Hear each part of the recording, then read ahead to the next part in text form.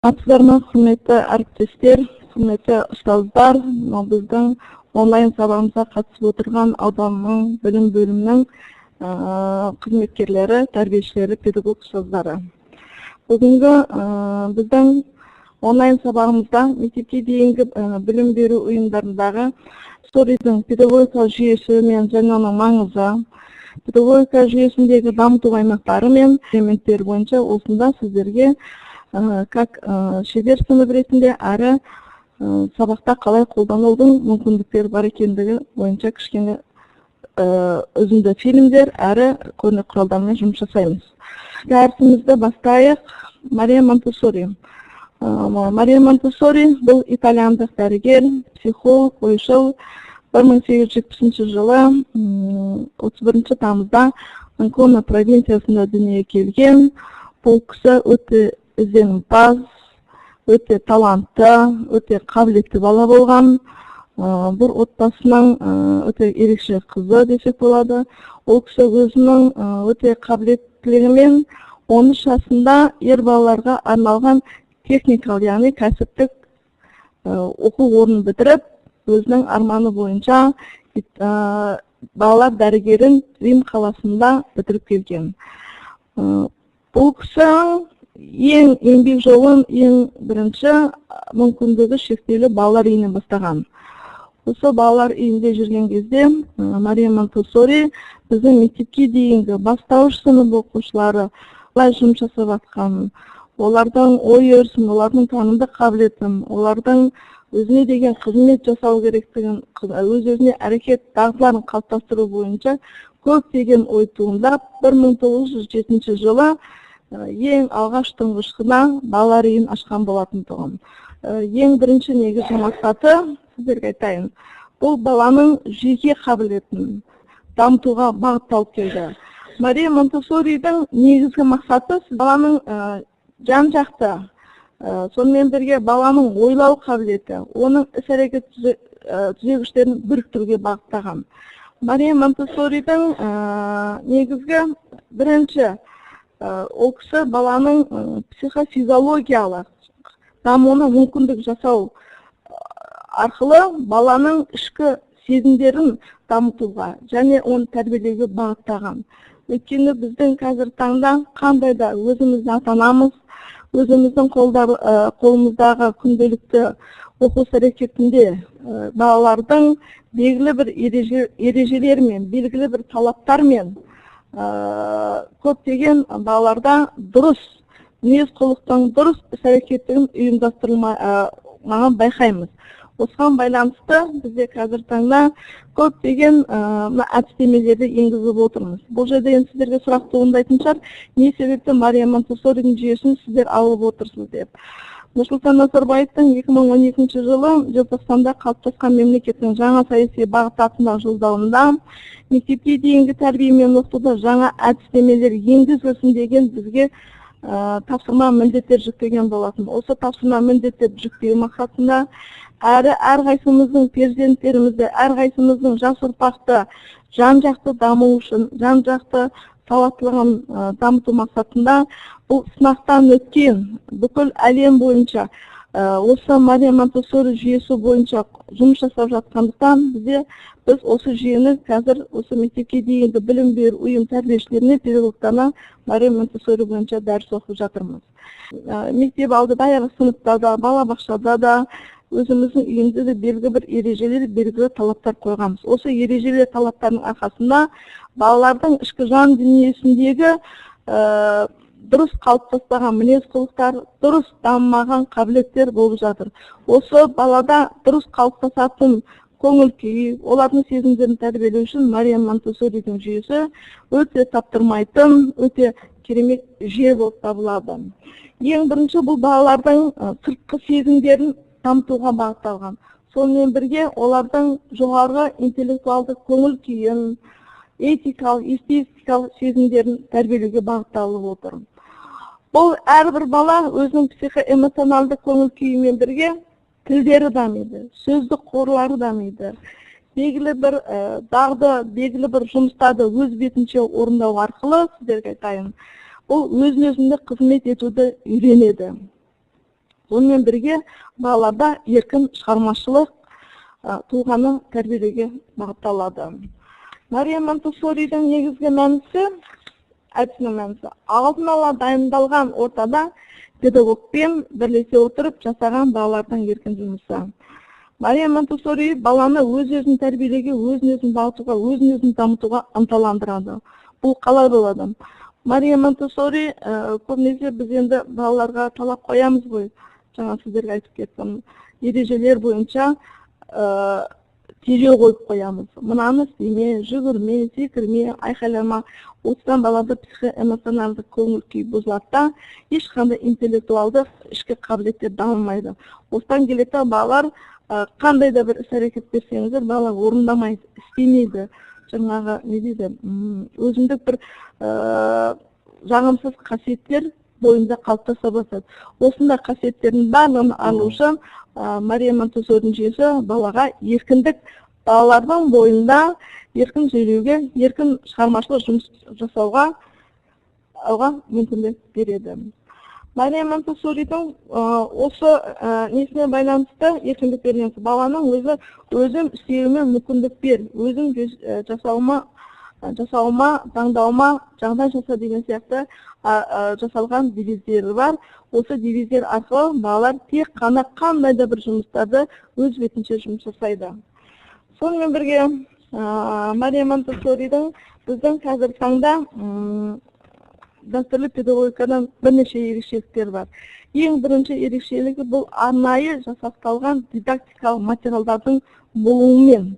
Бұл дидактикалық ойындармен жұмыс жасай отырып, балалар ең бірінші саусақ моторикасын дамытады. Саусақ моторикасын дамыту деген сөз, бұл баланың ойлау қабілеті. Ойлап отырып, балалар белгілі бір іс-әрекетті жасайды да, содан кейін сөйлейді. Яғни бұның сөздік тіл байлығы дамиды, сіздерге айтайын. Содан кейін Мария Монтессоридің тағы бір ерекшелігі топтағы балалардың жасы әркелкі болады. Яғни 5 жасар балалар отырған жерде 2 жасар балаларда, 3 жасар балаларда бола береді. Не себепті? Өйткені 2 жасар бала мен 5 жасар балалардың арасында белгілі бір коммуникативтік, яғни ізеттілік, құрметтілік, бірін-біріне деген сыйластық қарым-қатынас орнайды. Яғни үлкен бала кіші балаларға көмектеседі, кіші балалар үлкендерден үйренем, солардан қасына жүріп көмектесетінін сұрау, яғни үлкенді сыйлау деген белгілі бір керемет адамгершілік, құндылық қасиеттерді меңгереді. Бұл Мария Монтессоридің жүйесі біздің мектепке дейінгі тәрбие мен оқытудың жалпыға міндетті білім беру стандартына ешқандай қарама-қарсы келмейді. Оның әрбір жасаған дидактикалық материалы баланың қызығушылығын оятады. Бұл дидактикалық материалдарды бала жұмыс жасай отырып, хаостық кеңістікте жүріп, бала әлемнің кілтін ұстағандай болып, ол жерде өзіндік бір керемет бір дүниені, керемет бір іс-әрекет жасаған, бір сөйлесем деген балада ынта ықылас пайда болады, сіздерге айтайын. Содан кейін Мария Монтессоридің біздің дәстүрлі педагогикадан ерекшелігі біздің оқу іс-әрекеттеріміз сияқты арнайы ұйымдастырылған оқу іс-әрекет болмайды. Бұл қалай? Біздің мысалға айтайық, мектепке дейінгі білім беру ұйымдарда, мектепке дейінгі тәрбие мен оқытудың жаңағы алғашқы қадам дерек біз мектепке бағдарлама аясында жаңағы арнайы ұйымдастырылған оқу іс-әрекетінің сабақтың ұзақтығы бар. 15-20-30 минуттан бар. Бұл 15-20-30 минутымыз біздің мектепке дейінгі балалардың сабақтағы, яғни оқу іс-әрекетіндегі алып отқан білімдері, жаңа қоятын сұрақтар, балаға жеткіліксіз, белгілі бір мақсатқа жете алмаймыз тәрбиеші болып қызмет жасағанда. Мария Монтессорида сабақ ұзақ шектеусіз. Өйткені бала бұл Мария Монтессори жүйесінде қандай да бір дидактикалық көрнекі құралдармен жұмыс жасағанда 1 сағат, 1,5 сағат, жарты сағат, кейде ұзақ отырып бала жұмыс жасауға мүмкіндік береді. Өйткені әрбір істеген істе бала белгілі бір нәтижені, белгілі бір қорытындыны жетеді. Біздің ұйымдастырылған оқу іс-әрекетінде нәтижеге бала белгілі бір уақытта жете алмай, көп жағдайда балалардың жаңа эмоционалды көңіл күйін тежеп, тек қана бір түсінбеушілік біздің сабақта бойынша сұрақтарын қоя алмай, біле алмай жататындығы сондықтан. Сонымен бірге Мария Монтессоридің жүйесінде тағы бір ерекшелігі бізде әрбір ұйымдастырылған оқу әрекетінде көбінесе біздің даже 70% деп айтуға болады, балалар арнайы партада отырып, сабақ өтіп, жаңа оқу әрекетін ұйымдастырып жатамыз. Мария Монтессорида бұндай жүйе емес, балалардың әрбір дидактикалық көрнекі құралда орындыққа отырамын десе де, жоқ әлде тұрып жұмыс жасайын десе, жоқ әлде кілемшеде отырып жасайын десе де мүмкіндік береді. Өйткені Мария Монтессоридің өзі айтады, бала қанша ерте орындыққа отырса, оның баланың омыртқасына сонша зиян келеді дейді.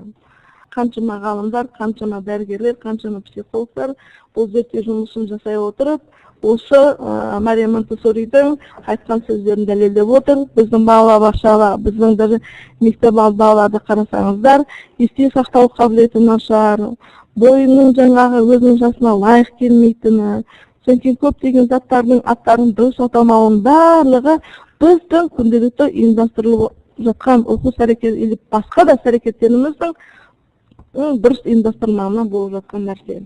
Сонымен бірге, бұл Мария Монтессоридің жүйесінің тағы бір ерекшелігі, бұл жерде біз тәрбиешілер арнайы біз кәдімгі дәстүрлі педагогикадағыдай сабақ өтпейміз. Бұл жерде тәрбиешінің негізгі қызметі тек қана сыртынан бақылау.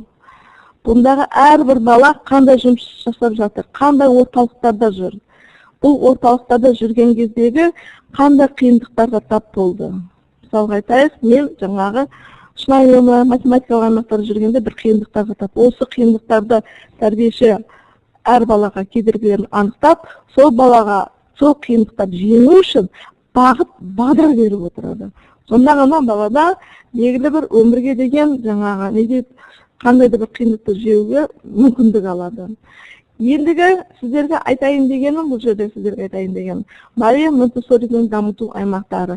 Бұл ең негізгі біздің Монтессоридің аймақтарына келетін болсақ, Монтессори әдістемесі, антропологиялық педагогика деген жаңағы барлығы орыс тілінде. Қазір таңда бізде бірнеше қазақша әдістеме оқу құралдары бізде өрі біліктілік арттыру институтының кітапханасында қорында өткізіп беріп жатырмыз, соны алып көрсеңіздер де болады. Ал енді Мария Монтессоридің дамыту аймақтарына келіп тоқталайық. Дамыту аймақтары ең бірінші бізде шынайы өмір аймақтан басталады. Бұл енді Мария Монтессоридің бөлмесі. Өздеріңіз көріп отырған шығарсыздар. Енді әр балабақшаның, әр мектепке дейін білім беру ұйымдары өздерінің материалды базасына, өздерінің жаңағы көлемдеріне байланысты әртүрлі материалдарды алып, өздері жабдықтайды. Солардың жасы әртүрлі болады дедік қой. Содан кейін балалардың санында да шектеулі болады. Балалардың саны 10-15 балаға дейін аспайды. Содан кейін материалдарда жаңа туылғаннан бастап 3 жасқа дейін, 3 жастан 6 жасқа дейін арнайы жасалған материалдары да бар. Ал мына суретте көріп отқандарыңыз сіздердің 3 жастан бастап 7-8 жасқа дейін балаларға арналған жасақталған бұл Мария Монтессоридің бөлмесі. Бұл Мария Монтессоридің бөлмесінде әр балалар өздері жұмыс жасайды, өздері әртүрлі дамыту аймақтары, өздері құқылы. Бұл жерде тәрбиешілер ешқандай балаға міне шектеу қоймайсыздар. Сен мына аймаққа бар, сен мынандай істедің, не болмаса әр аймақта жұмыс жасап жатқанда сен мына материалды дұрыс жасамадың, неге дұрыс жасамадың деген нәрсе болмайды. Бұл жерде біз тек қана баланың дұрыс жасамағандығын байқап отырып, бақылап отырып, сырттай балаға көмектесеміз, бағдар береміз. Ал енді Мария Монтессоридің дамыту аймақтарына келейік. Бұл Мария Монтессоридің дамыту аймақтары бірнеше аймақтарға бөлінеді. Шынайы өмір аймағы, сенсорлық аймағы, математикалық аймағы, жаратылыстану аймағы, сауат ашу аймағы, қимылды қозғалыс аймақтар бірнеше аймақтарға бөлінеді. Осы ең бірінші айта алатыным бұл шынайы өмір аймақтан. Бұл шынайы өмір аймақ деген сөзден сіздер өздеріңіз түсініп отырған шығарсыздар, күнделікті шынайы өмірде кездесетін заттар. Яғни біз немен кездесеміз күнделікті? Таңғы бетімізді жуамыз, ыдыс-аяқтарымызды киінеміз, жаңағы белгілі бір үйді жинаймыз. Шынайы өмірде бала өзін киінуге, бояуға, суларды жұмыс жасауға, жаңағы мына саусақ еттерінің, бұлшық еттерінің қимылдатуға бағытталған материалдармен толық жабдықталады. Мына суреттерде көріп тұрсыздар, мынау шынайы аймақ. Күнделікті өмірдегі заттар, яғни өздеріңізде, үйлеріңіздегі бар заттар. Бұл Мария Монтессоридің бір керемет дүниесі, балаларда зерттей келе баланың көбінесе біздің үлкендердің заттарына құмар болады. Сондықтан әрбір зат балалардың қол жетімді, балалардың жаңағы деңгейіне, бойына лайықта берілу керек. Ол жоғарыда, биікте тұру мүлдем ол қарсы, төмен неде тұрып, балалар сол қол жететін нәрседен алып өздері жұмыс жасайды. Шынайы өмір аймақтарда мені сумен жұмыстан белгілі бір ыдыстарға су құю арқылы, жаңа қасықтардан бір қасықтан екінші ыдысқа суды құю арқылы қол білек қимылдарын қалыптастырып, бұл шыреттен жұмыс жасауды үйреніп, ас ішуді, мәдениеттілікті үйренеді. Одан кейін мынау бізде шынайы өмір аймақта балалар күнделікті жаңағы өздерінің кірім, қолын жуады, ыдыс-аяқтарды жуады.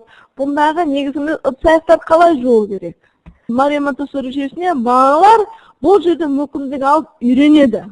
Бұл шынайы өмір аймақтарында біздің мектеп алды даярлықта 5-6 жасар балалардың өздері жеміс-жидектерін жуып, сонымен бірге жеміс-жидектерді турайды. Кәдімгі пышақпен қалай турау керек екенін. Өздерінің киімдерін үтікпен, шынайы үтікпен киім үтіктейді. Төсектерін өздері жинайды. Мен көріп тұрсыздар суретте балалар өздері ыдыстарын жуып, киімдерін үтіктеп жатыр. Бірақ дегенмен барлық нәрседен қауіпсіздік ережелерін сақтау керек. Келесі аймағымыз бізде сенсорлық аймақ. Сенсорика дегеніміз не еді бұл? Бұл қоршаған ортаны зерттеу, яғни заттардың түрі, түсі, пішімі, көлемі туралы толық ажырату аймағына кіретін материалдармен жабдықталады. Мен мына суреттерде сіздерге түрлі түсті, сіздерге көптеген материалды беріп отырмын. Бұл қызыл, сары, жасыл, көк түсті цилиндр. Бұл цилиндрлердің біріншіден сіздерге айтайық. Қараңыздаршы, бұның жалпақ, жіңішке, жуан, биік, төмен көрдіңіздер ме? Яғни заттардың пішімі, көлемі, түрі, түсі туралы уже мағлұмат бар. Бала сол заттарды саусақпен ұстай отырып, бірінің үстіне бірі қойып, даже осы мына түрлі түстерден мұнара жасауы мүмкін. Биік мұнара, жуан мұнара, жіңішке мұнара жасауы мүмкін. Осыны салыстыра отырып, әр заттың түрі түсі туралы, қасиеті туралы сіздерге мағлұмат береді, әрі танысады. Келесі мына сурет бейне слайдтарыңызды көріп отырсыздар, мынау сенсорлық аймақтардың толық жабдықталған бейнесін көрсетіп отырмыз. Бұл жерде қызыл зілтемірлер. Бұл зілтемірлер тоже заттардың ұзын, қысқа, биік, тоже салыстыру арқылы әр заттарға нелердің ағаштардың зілтемірлерін ұзындығы айтады. Сонымен бірге естуге арналған құрал, дыбыстарды ажыратуға, иістердің, соның барлығын осы сенсорлық аймақтарда енді материалдар өте көп, салыстыру арқылы заттардың түрі, пісі, иісін туралы ажыратып айта алады. Міне сенсорлық аймақ. Бұл үш бұрыштар. Бұл үш бұрыштардың да 4 бұрышты, 6 бұрыш, 5 бұрышты салыстыру арқылы әр затқа сипаттама береді. Келесі аймағымыз бізде, бұл енді толығымен былайша айтқанда жаратылыстану аймақ, жаратылыстану аймағы бірнеше аймаққа, ішінде тармақ-тармаққа бөлінеді. Соның үшін математикалық аймақ деп жатады, космостық аймақ, сауат ашу аймағы деп бөлініп жатады. Соның ішіндегі бұл математикалық аймақ. Математикалық аймақтың бұл бізде балаларды санауға үйретуге, геометриялық пішімдерін, көлемдерін үйретуге толық дидактикалық көрнекі құралдармен жабдықталады. Мына сөренің үстінде тұрған қызыл көк, бұл санауды үйренеді, 1-ден 10-ға дейін. 1 деген санымыз, яғни қызыл жолақ, яғни тақсандар, көк дегеніміз бұл 2 саны, бұл жұп сандар, сөйтіп 10 саннан бала санауды үйренеді. Сонымен бірге мектепке дейін білім беру ұйымдары бізде 1 санына дейін, 10 санына дейін үйретеміз ғой, стандарт бойынша. Мария Монтессорида біз бірліктеп кейін 10-тан кейін 100-тен, 1000-тан 1000 санына дейін үйрететін алтын моншақтар деген моншақтар бар. Бұл жерде қосу, көбейту, бөлу, барлық осы тапсырмалар орындалған керемет дүниесі бар. Мынау геометриялық комодтың ішінен жаңағы бір сөресін алып, бала геометриялық пішімдерді орнына қойып жатыр. Бұл жерде балаларға орын тап деген ойын ойнауға болады. Бұл үш бұрыш, өзі үш бұрыш болып келгенмен, бұл үш бұрыштың өзіндік қасиеті бар. Жалпақ үш бұрыш бар, тік үш бұрыш бар, қиғасынан келген үш бұрыш бар. Әрқайсысын өз орнынан келтіріп, сол үш бұрыштарға жаңа сипаттама береді. Бұл сөренің өзі 6 сөреден тұрады. Геометриялық комодымыз, бұл комодтың ішінде өзі 6 түрлі пішімді заттар бар. Келесі слайдымызда бұл 1-ден 1000 санына дейін көбейту бөл. Бұл керемет моншақтар, сіздерге айтайын, бұл сыммен ұзындан жалғап келінген 1, 2, 3, 4, 5, жаңа 10 санына дейін, 1000 санына дейін үйретілетін бұл ұзын моншақтардан көптеген геометриялық пішіндер, жыландар, әртүрлі нәрсені істей отырып, жаңағы бөлуді, қосуды, көбейтуді үйренеді, сіздерге айтайын. Бұнда біздің өрлеу біріктік арттыру курсына келген кезде, осы Мария Монтессори кабинетінде практикалық жұмыстар арқылы сіздер үйренулеріңізге болады. Келесі аймағымыз жаңағы космостық балдардың ең қызығатын аймағы. Бұл жерде жаңағы астрономия, география, яғни біздегі қоршаған ортамен танысу бойынша жер қыртыстары, мемлекеттердің жаңағы тулары, ауа райында болып жатқан құбылыстар. Бұдан да балалар көбінесе жаңағы баланың ақыл ойын дамытуға арналған дидактикалық көрнекі құралдармен жұмыс жасайды. Мария Монтессори бойынша бірнеше мемлекеттер жұмыс жасайды. Соның ішінде Англия, Қытай, Жапония, Германия, қай мемлекет алсаңыздар да бұл Мария Монтессори жүйесі бойынша қолданып жұмыс жасайды. Қазіргі таңда бізде Ресей мемлекетінде 1992 жылдан бастап осы Мария Монтессори жүйесін мойындап, 2 завод Санкт-Петербург, Омск қаласында осы Мария Монтессоридің материалдарын жасақтап, қазір барлық жерге таратып жатыр. Бұл Мария Монтессоридің материалдар таза табиғи заттан жасалған, ешқандай балаға зияны келмейтін, аузына салып қойса да яғылмайды. Сонымен бірге Мария Монтессоридің жүйесі бойынша қазіргі таңда бізде Канада и Голландия мемлекеттері мемлекеттік жүйе болып толығымен осымен жұмыс жасайды. Қазақстанда бізде Шымкент қаласында 2008 жылы ашылған Балаби балабақшасы бар, Астана қаласында Ақтөбе деген 2 балабақша осы Мария Монтессори жүйесі бойынша жұмыс жасайды. Біздегі Балаби балабақшасы бұл Мария Монтессоридің толық осы дидактикалық сіздерге көрсеткен материалдармен жабдықтап, осы жүйе бойынша арнайы оқу жоспар бағдарламасын жасап, жаңағы бірінші топ жаңа группасы мамасымен арналған, екінші жаңа балалар жаңа 8 айдан бастап 1,5 жасқа дейін, одан кейін 6 жасқа дейін балаларды оқыту мен тәрбиелеумен толықмен айналысып жатыр. Ал сонымен бірге бізде Қазақстанда Петропавл қаласында Старс деген бір үйірме бар. Солда жаңа орталық. Сол орталықта жаңа күнделікті балаларға 2-3 сағат жаңа ата-аналар сол орталыққа барып, Мария Монтессори жүйесімен жұмыс жасауға мүмкіндік беріп отыр. Қазіргі таңда Мария Монтессори тарапынан, ЮНЕСКО тарапынан 80-ші педагог ойлауға үлкен үлес қосқан үшін марапатталған халықаралық ұйым болып құрылған. Бұл Мария Монтессори жүйесіне бойынша қалай жұмысы бізге рұқсат етілмейді, біздің сертификатымыз жоқ деп жатасыздар ғой. Біз осы өрлеу біріктік арттыру институтына келген кезде әрбір мектепке дейінгі білім беру курсына арналған курстарда Монтессори бойынша теориялық сабақтар, практикалық сабақтар, сонымен бірге Мария Монтессори кабинетіне апарып, заттармен көрсетіп, қалай жұмыс жасау керек бойынша дәріс беріп жатырмыз. Өздеріңізде бұл материалдардың жаңа Ресей қаласынан, Канада, Голландиядан алдырудың қажет емес екендігін көріп, өздеріңізде қолдан жасауларыңызға болады. Барлығы біздің Қазақстанның жаңағы несінде бар, ешқандай шеттен тыс сатып алудың қажеті жоқ.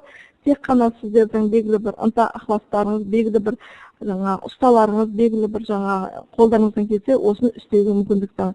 Енді мен сіздерге кішкене шебер сынып материалдармен таныстырып, бір көрсетіп жіберейін.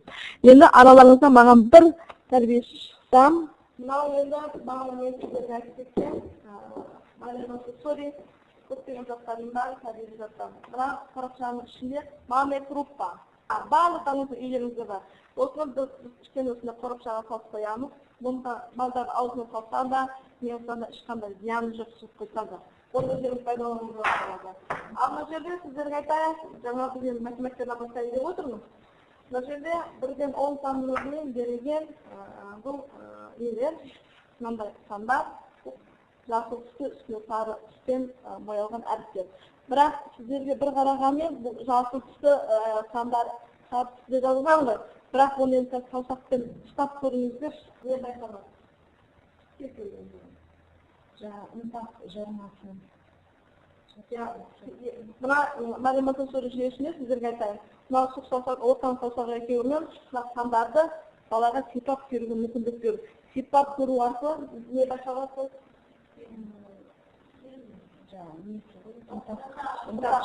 Яғни кедір бұдыр, кедір бұдыр арқылы біз санды байқалады. Біз осы арқылы біз мысалы бір сан елесіне, кез келген сан елесіне санның жазу техникасын саусағымызды сыза отырып біз үйренеміз, сіздерге айтайын. Енді сіздерге тапсырма. Осы мен сізге математика жүйесіндегі математика мына сандарды беремін. Осы ретімен қойышыңызшы.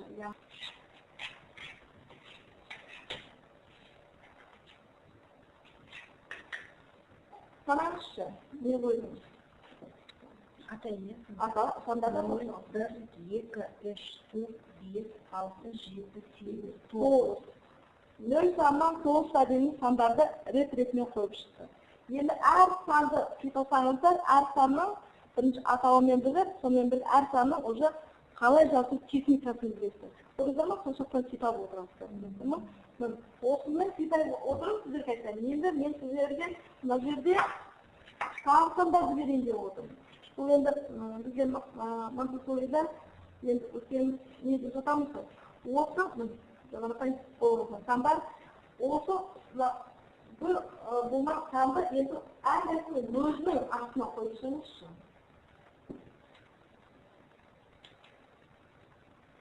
Айтайық, 2 деген сан. Баланы жазуға үйрету үшін мам мен крупаның қасына 2 деген санды қойып қойсаңыздар. Кез келген санды, не болмаса әріпті қойып қойсаңыздар да болады. Осы әріпті қоя отырып, жаңа саусақпен 2 деген санның жазу техникасын үйренбедік пе? Енді мам мен крупаға жазыңыз.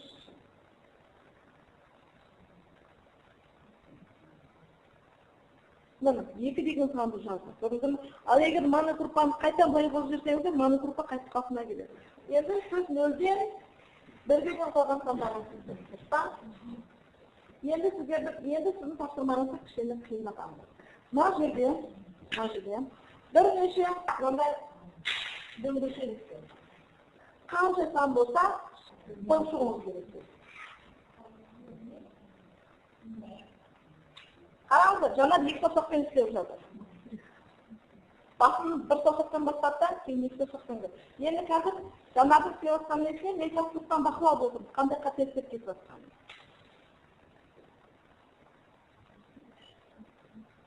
Бұл сандарды үйретілгенде 2 деген сандар бізде жаңа былайына тігінен қойған. 2 деген сандар бір егінен. Монтессори жүйесінде бұны астына қойылды. Түсінесіздер ма? Ал ол 3 кейінгі 3-4 деген кезде сіздерге айтайын. Санды 3 деген үшін, сол жағымен кешеді. Оң жағы бос болу. Өйткені сан өседі ғой көбейеді. Келесі тапсырмамыз сізге айтайын. Енді бұл сенсорлық аймақ. Мынау ғана сіздерге айтып кеткен сенсорлық аймақ заттардың пішіндері, қасиеттері түсініктеме береміз. Мына қорапшаның ішінде 7 мынандай 4 бұрышты ағаштар бар. Бұл ағаштардың барлығы сіздерге айтайын. Бір қараған кезде бірін-біріне ұқсайды. Ұқсап, бесіне ұқсайды жаңағы. Әр қорапшадан бір неден берген сізге айтайын. Пішінмелер ұқсайды бұл жерден. Әртүрлі. Әртүрлі. Бағы басқашқан аймақта жоқ қой. Салмағында. Көрдіңіздер ма? Бала ауыр жеңіл.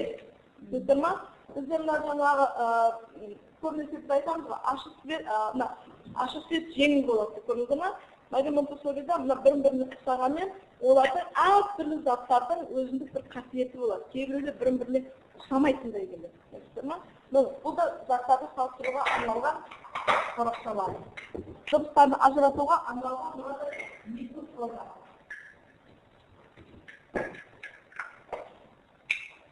Бұл микрофондарында бір қорапшада жаңағы қызыл түсті, бір қорапшада көк түсті көргенде.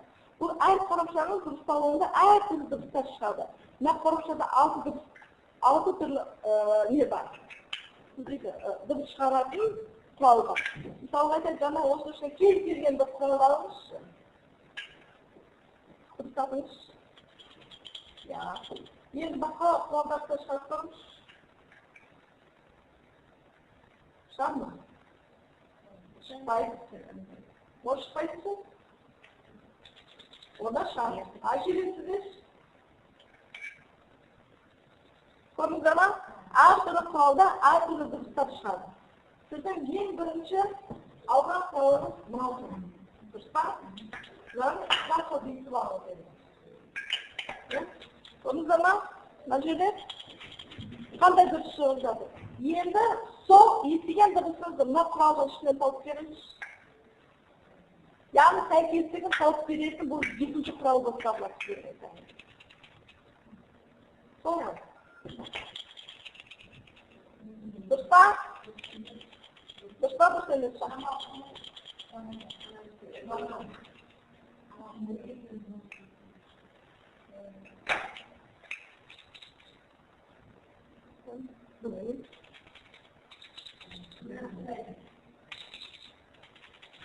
Мынау ұқсамайды ғой. Енді қараңыздар.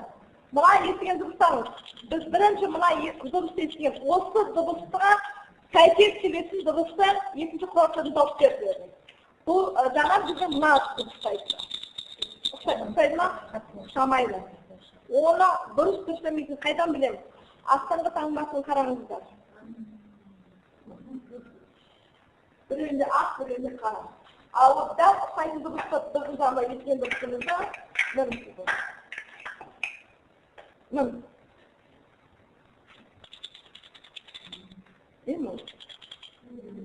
Көрдіңіздер ма? Мін. Бұл да сәйкестік сабатын құрал болып табылады. Бұл да біздің сенсорлық аймақта қолданылатын құралдар. Сонымен бірге сіздер мыналарымыз өздерін жаңағы өз-өзіне қызмет ете алмайды. Яғни киімдерін дұрыс кие алмайды, түймелерін, балаларын қадай алмайды, дұрыс па? Осыған байланысты Мария Монтессорида шынайы өмір аймақта арнайы жасалған рамкалар бар. Бұл рамкаларда балалардың жаңағы замокпен жұмыс жасайды, сырма. Өздері шешеді, өздері қайтып қадайды. Көрдіңіздер ма? Ал енді мен саған жаңа айтайын, мынау енді кнопка.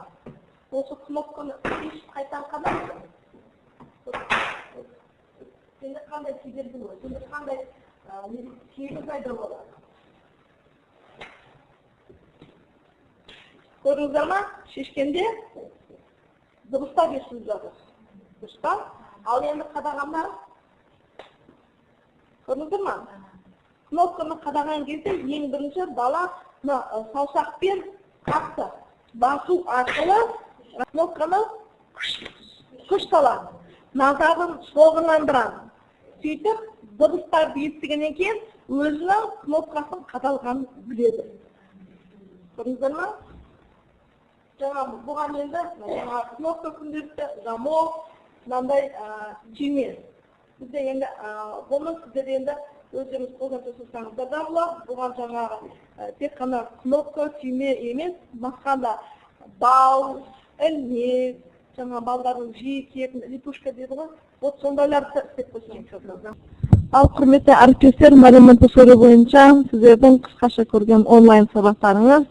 Дегенмен бұл сабақтың өзі жеткіліксіздер, өйткені көп нәрсені айту керек, көп нәрсені көрсету керек, практикалық жұмыстарды жасау керек. Даже біздің көріп отырсақ, тәрбиешілеріміздің өзі Мария Монтессори жүйесін білгенмен кейбір білмейтін де мәліметтерді осы сабақтардан байқадыңыздар. Енді осы Мария Монтессори жүйесі бойынша қоятын сұрақтарыңыз болса, беріңіздер. Сұрақтарыңыз бар ма, тәрбиешілер? Біздің аудандар. Олай болса, сіздерге көп-көп рахмет. Онлайн сабаққа қатысқан аудандарға да өте көп-көп рахмет. Мақтаарал ауданы, рахмет. Қош сау болыңыздар.